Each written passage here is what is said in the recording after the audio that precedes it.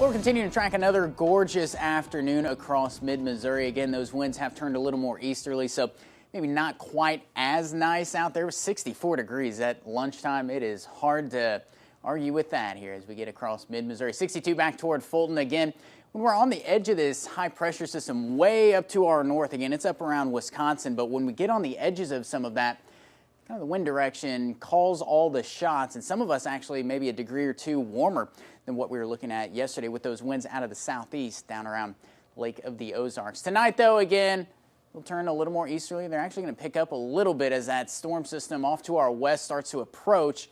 Going to see some gusts, maybe approach 20 miles an hour, but at the same time, again, we're getting back to about where we started things in the upper 30s as we get into the overnight hours. Now, as that storm system approaches, you're going to notice those clouds starting to increase.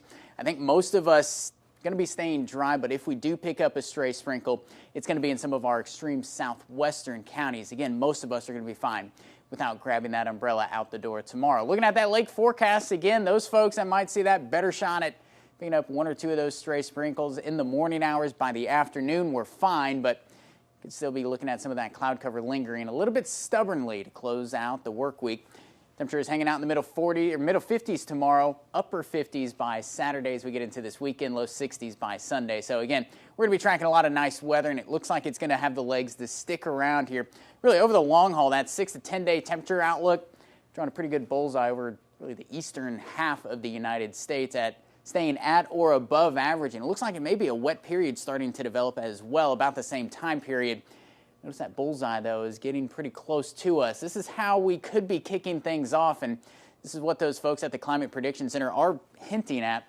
Tuesday into Wednesday, going to be tracking a cold front, might fire up some showers and thunderstorms. Again, you put both of those ingredients together with temperatures staying above average, we may have actually a little more energy than we've seen in the last couple of weeks, or the last couple of months for that matter, as we get all the way back through about November. But again, a long way to go with this. This is still 6 to 7 days out in terms of when that cold front's going to be actually charging on through. So stay with us. We'll continue to track this. I'm not exactly getting too terribly worried about severe weather or anything like that. It is just simply too early to be talking about anything like that. But there is a setup, and it's got us raising an eyebrow as we get into the middle of next week. Until then, though, we got enjoyable weather out there. Get out there and try to soak some of that sunshine up today. If not tomorrow, Saturday and Sunday, we got that sunshine breaking back out this weekend.